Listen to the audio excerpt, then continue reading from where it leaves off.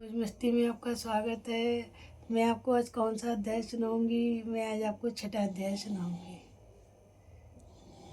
बोलो दुर्गे मैया की जय, गणेश भगवान की जय। छठे अध्याय में ऋषि बोले, देवी का ये शब्द सुनकर क्रोध युक्त दूत ने दैत्यराज शुंभ के पास जाकर पूरी कथा का विस्तार पूर्वक सुना दी। तब दूत से समस्त बातों को सुनकर दैत्यराज ने क्रोधित होकर असुर सेनापति धूम्रलोचन से कहा, हे धूम्रलोचन, तुम शीघ्र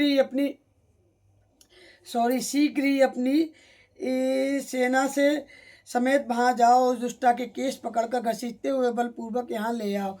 यदि उसकी रक्षा करने कोई देवता, यक्ष, गंधर्व आवे तो उसको भी मार डालना। ऋषि ने कहा, ठीक है, वैसा ही होगा।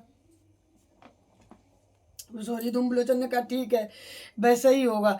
ऋषि बोले, इस प्रकार दैत्यराज से आज्ञा लेकर धूम्रलोचन 60,000 दैत्यों की सेना लेकर वहां शीघ्र पहुंच गया। देवी को देखकर ललकार कर उसने कहा, तू बहुत जल्द शुंभ के पास चली जा। यदि तू प्रसन्नता पूर्वक नहीं चलेगी तो मैं तेरे केस पकड़कर तुझको घसीटता हुआ ले जाएगा। तब देवी बोली, दैत्येश्वर ने तुझ जैसे बलशाली को भेजा है तो तू मुझे बलपूर्वक ही ले जाएगा, तो मैं उस समय मैं तेरा क्या कर सकती हूँ। ऋषि ने कहा, देवी ने ऐसा कहते हुए धूम्रलोचन देवी के आगे दौड़ा। उसी समय अंबिका ने हुंकार से उस दैत्य को भस्म कर दिया। तदंतर असुर सेना अत्यंत क्रोधित हो देवी की तरफ बढ़ी। तब देवी ने बड़ी तेज से बाण शक्ति और फरसों की वर्षा करने लगी। इतने में ही देवी का वाहन सिंह अपनी गर्जन से बाल हिलाते हुए क्रोध से भयंकर गर्जना करता हुआ असुर सेना पर झपटा।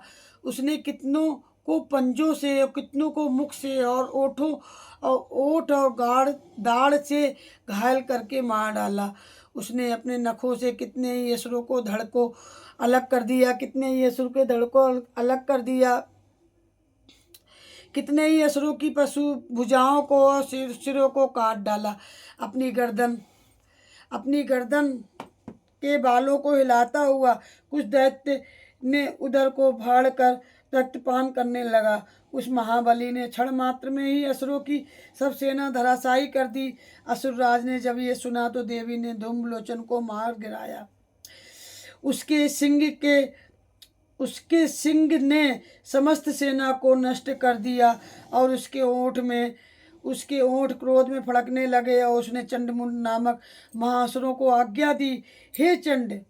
असुरराज ने जब ऐसा सुना कि देवी ने धूम्रलोचन को मार गिराया और उसके सिंह ने समस्त सेना को, तो उसके ओठ क्रोध में फड़फड़ाने लगे और उसने बोला, हे चंड, तुम विशाल सेना लेकर जाओ और उस स्त्री को केस पकड़कर मेरे पास लेकर आओ।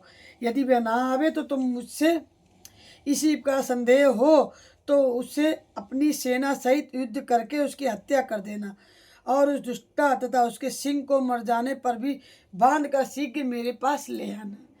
इस तरह से ये अध्याय समाप्त हुआ। अब मैं 7वां अध्याय सुनाऊंगी।